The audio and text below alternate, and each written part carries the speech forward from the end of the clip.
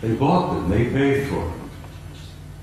Now, this photograph was released by the Japanese Space Agency, and you can see the Japanese writing here. This was taken by Apollo 13. Now, you're all familiar, I'm sure, with Apollo 13. That was the aborted mission that was going to the moon to land, and they had an accident on the way. They couldn't land.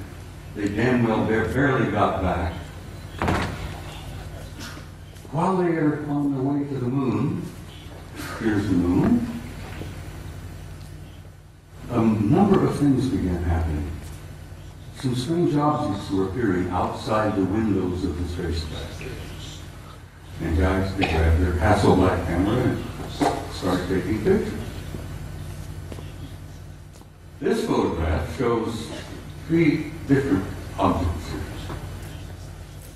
This looks like a circular object with an enlarged dome on top. This is a smaller object, a circular kind of disc-shaped craft. But coming in from the right margin of this particular picture is this. Next picture, please. Here we are. This is a blow-up of the positive in the photograph. And here is a blow-up of the negative of this object here. Ladies and gentlemen, this particular object is 5 miles long. And I'm tempted to use the term Big Mother. No pun intended, but it appears to be a mothership. It's gigantic. 5 miles long. And here these NASA guys are up there in this little cramped Apollo capsule, and they look out their window and they see something that's 5 miles long. Shakes them up a little bit.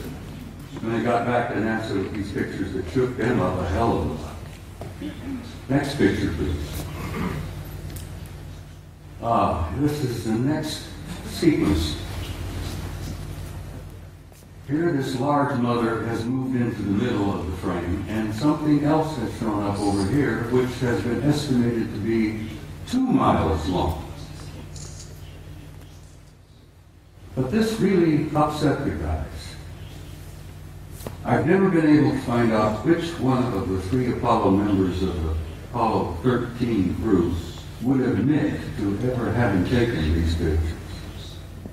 Because as you know, the Apollo astronauts were threatened with their lives. I kid you not, they were threatened seriously. They even threatened their families if they ever divulged any of the information that they knew. Next photo, please. Now, here we are. Here's the Big Mother. Here's the other one, 2 miles long. Here's a picture of the positive. This is the negative. This mother is 5 miles long. Up here you see what appears to be 2 circular objects either arriving or departing from that particular big ship. I can almost understand why the authorities in NASA, why the authorities in the space program didn't want this information to come out. They were frightened. They were stunned. They couldn't deal with it themselves, and they figured if they couldn't handle it, you couldn't handle it.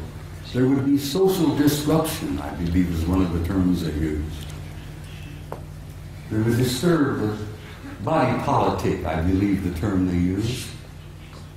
So they clamped the lid down on this, and it's still down, and it's going to stay down, I'm afraid, for some time yet. Until people like yourselves and people like me and the rest of them here on the stage, by pushing and prodding and chipping away at this lie and this secrecy, eventually we will succeed. And don't you doubt that for a minute.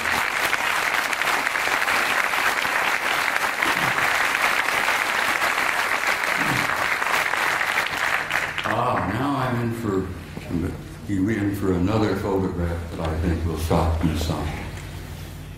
In 1980, NASA, never a straight answer, launched the Voyager program to Saturn. They launched this little mechanical spaceship filled with cameras and film and so on. Wanted to go to Saturn because something had been going on in the rings of Saturn, around the moons of Saturn, that didn't make a lot of sense. Some anomalous events were taking place in Saturn, near Saturn, at Saturn. So they launched the Voyager in 1980. The pictures they got back from Voyager was so stunning and so shocking that they just locked them up in the safe. Fortunately, I met and developed a friendship with a retired NASA scientist by the name of Norman Bergman. Norman Bergman worked for NASA for about 30 years. He was a technician, a scientist on the Voyager program to Saturn in 1980. Norman decided, after waiting a number of years, for NASA and the authorities to be candid and honest and forthright and tell us what they really found up at Saturn. And Norman got so frustrated he wrote a book. Now, he couldn't get it published in the United States. No American publishing house would even touch it. Norman Bergman had to go to Scotland, for God's sake, to Aberdeen to get his book published. And he published it. He didn't succeed. He got his book. It's a piece of genius. It's a beautiful piece of work. And the things that they photographed near Saturn appeared in print for the first time. This is the A-ring of Saturn. And you're all familiar with what Saturn looks like. It's a beautiful planet. It's giant. It's a big one. But it's got rings all around. Well, this is the A-ring, and here is an object that is self-luminous, obviously artificial, larger than our moon, that seems to be moving all around throughout the rings of Saturn among the moons of Saturn. And Saturn's got a couple of dozen moons. This object here, as I said, larger than our moon, moving all around, apparently under intelligent control in the rings of Saturn. Now, try for a moment, if you can, to imagine a kind of a technology that is capable of constructing something larger than our moon, that's artificial, that moves around wherever it wishes to go, that's probably got several thousand guys inside. That is shocking to some people. Next picture, please. This is the piece de resistance, I guess, is the French thing.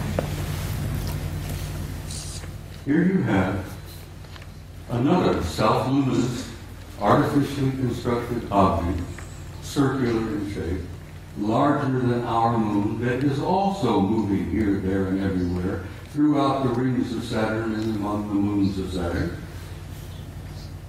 You know, there's got to be intelligence at work. But this is the one that really blew the NASA people on the Voyager program out of the water. This object, this is an object, guys, is 2,000 miles long. It's 400 miles in diameter. And it's an artificially constructed, Norman calls them an electromagnetic vehicle.